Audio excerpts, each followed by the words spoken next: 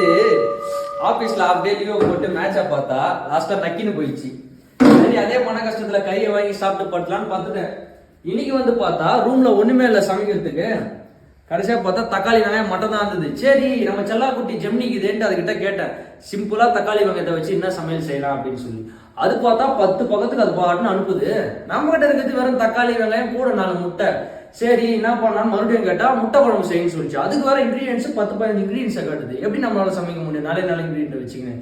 சரி அப்படியே யூடியூப்ல போயிட்டு நம்ம மெட்ராஸ் சமையல் அவங்க அக்கா கிட்ட கேட்கலான்ட்டு டெக்ஸ்ட் பண்ணி போட்டா ஹவு டு மேக் முட்டை குழம்பு.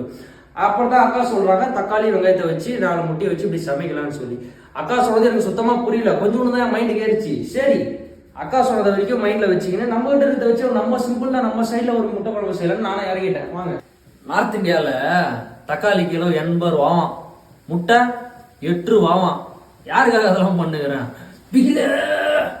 எனக்காக தான் அதெல்லாம் பண்ணுகிறேன். என் பயிர் எரியுது. என்ன பண்றது? எல்லாத்தையும் போட்டாச்சு. எல்லாத்தையும் முடிச்சுட்டு வந்து உட்காடுறேன். ஃபைனல் டச்சா நம்மளோட வெப்பன் கார்னிஷ் பண்ணிடலாம். நம்மளா இதை நம்ம ஊர்ல கொத்தமல்லின்னு சொல்லுவோம், இந்த ஊர்ல தனியா.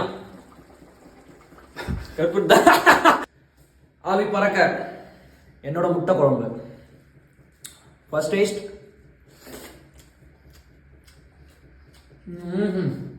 ஆஹா ஓஹோ சத்தியமா நல்லா இல்ல.